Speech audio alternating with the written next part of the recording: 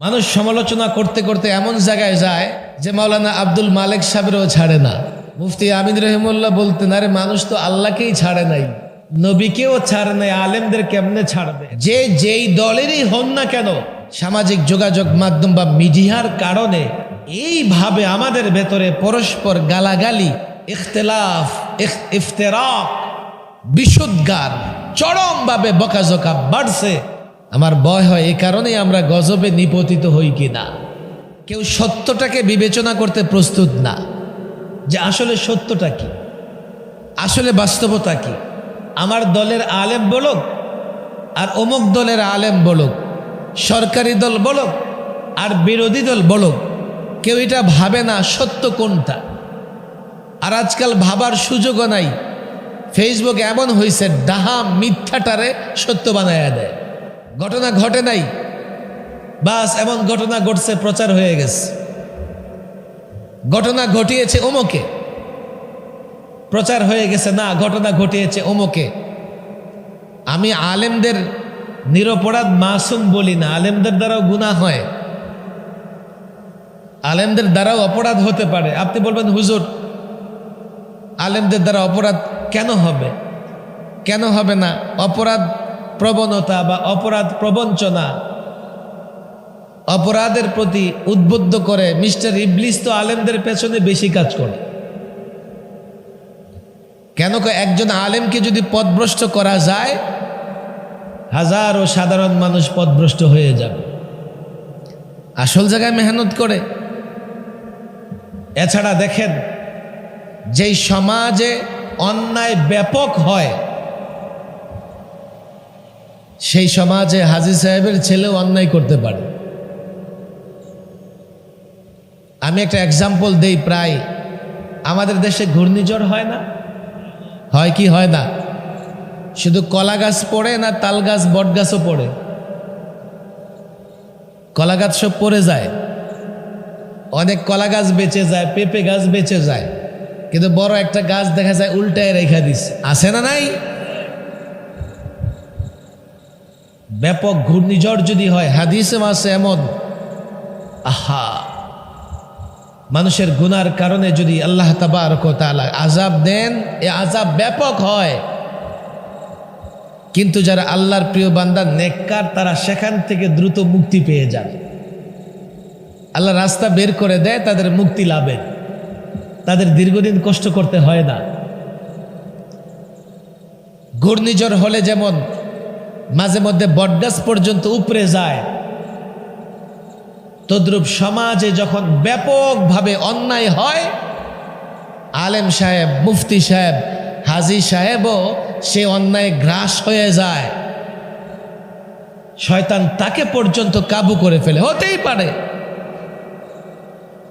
কদিন দেখলাম সামাজিক যোগাযোগ মাধ্যমে খালি আলেমদের অপরাধ, অন্যায় অন্যায় অন্যায়। পরে খোঁজ নিয়ে দেখা গেছে ম্যাক্সিমাম সেখানে আলেম মজলুম। দুই চারটা ঘটনা সত্যি না এমন নয়, ম্যাক্সিমাম আলেম মজলুম। আলেম ওলামাদের প্রতি আজকাল ব্যাপকভাবে মানুষের খারাপ ধারণা তৈরি হয়ে যাইতেছে। আলেমদের দ্বারা গুনাহ হতে পারে, ভুল হতে পারে, মারাত্মক ভুলও করতে পারে। কোনো ব্যক্তি আলেম যদি অপরাধ করে, অন্যায় করে, সে অপরাধী। কথা ঠিক না বে ঠিক? সাধারণ মানুষ অপরাধ করলে যেমন বিচার হবে, আলেম অপরাধ করলেও তার বিচার হবে।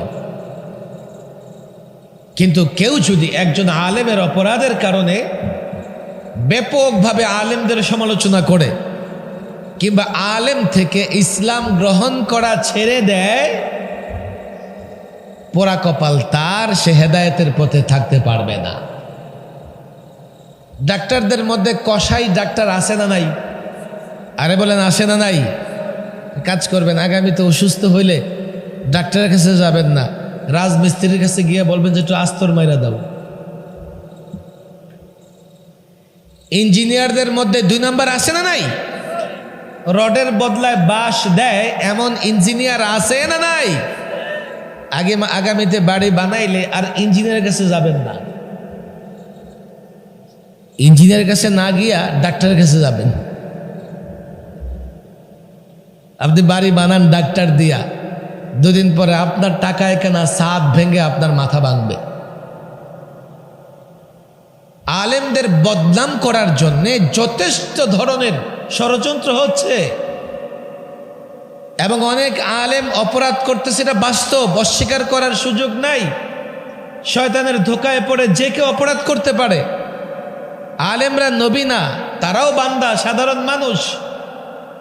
এলেম অর্জন করবার কারণে আল্লাহ তাদেরকে সবচাইতে বেশি মর্যাদা দিয়েছেন। আল্লাহ তাবারক ওয়া তাআলা দুনিয়া আখিরাতে তাদের সম্মান দিয়েছেন। তাদের দ্বারাও অপরাধ হতে পারে। ইসলামের নাম নিলেই ইসলাম এসে যায় না। ইসলামী রাজনৈতিক দল করলে আমি ইসলামের সোল এজেন্ট হয়ে যাব না। প্রকৃতপক্ষে যারা ইসলাম প্র্যাকটিস করবে, প্রকৃতপক্ষে যারা ইসলাম মেনেই চলবে, তাদের সঙ্গে ইসলামের সম্পর্ক জুড়ে থাকবে। আজকাল মানুষের সমালোচনা করলেই কোনো দল, কোনো ব্যক্তি এমন হয়ে গেছে যতদিন বেঁচে থাকবে মানুষ সত্য উপলব্ধি করে না। আমি যে কথাগুলো বলতেছি, আমি এটা বলি না যে আমি যা বলছি হুবহু মেনে নেন, আমি বলি চিন্তা করেন। আপনাদের বিবেক আছে মাশাআল্লাহ, কথা আমি কি বলি সেটা বিবেচনা করেন, চিন্তা করেন। করার পরে যদি আপনাদের বুঝে আসে মানবেন, না বুঝে আসলে নাই। কাউকে তো জোর করে কিছু মানানো যাবে না। আজকাল এমন হয়ে গেছে, ওয়াজ মাহফিলও কোনো একটা কথা বলে গেলে দেখবেন ব্যাপক সমালোচনা হয়।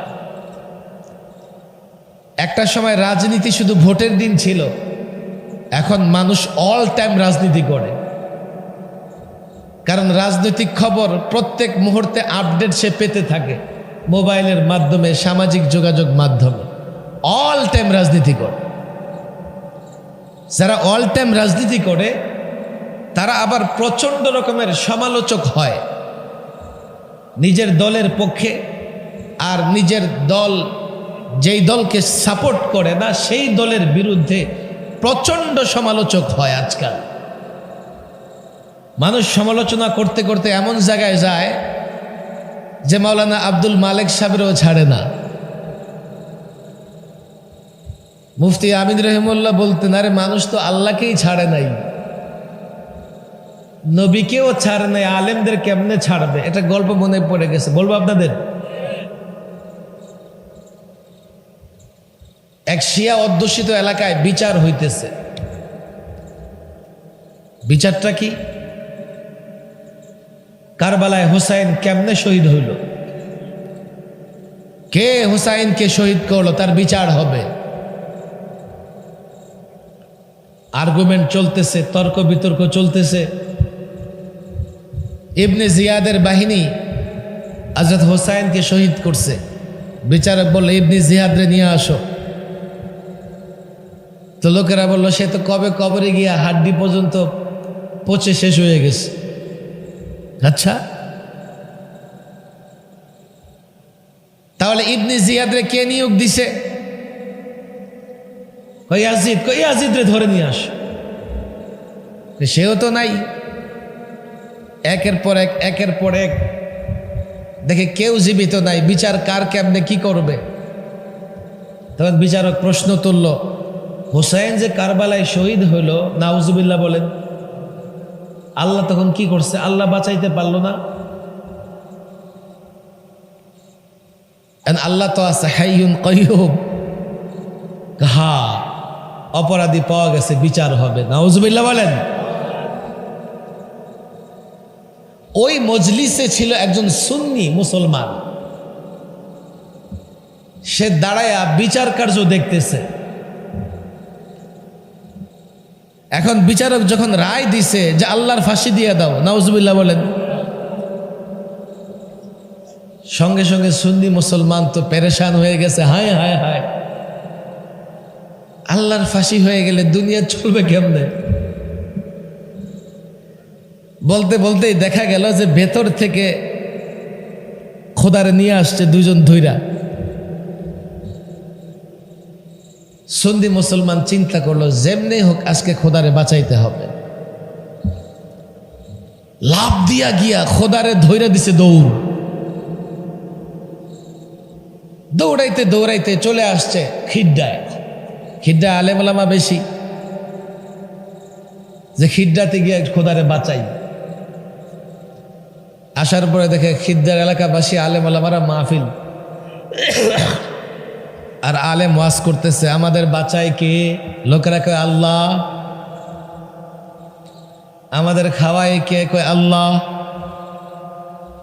ওখান থেকে চিল্লায় উঠছে, হুজুর থামেন থামেন, কি বলেন আমাদেরকে আল্লাহ বাঁচায়? এই যে দেখেন আমি আল্লাহরে বাঁচাই নিয়ে আসলাম। লোকেরা আল্লাহরে পর্যন্ত ছাড়ে না, আলেমদেরকে কেমনে ছাড়বে?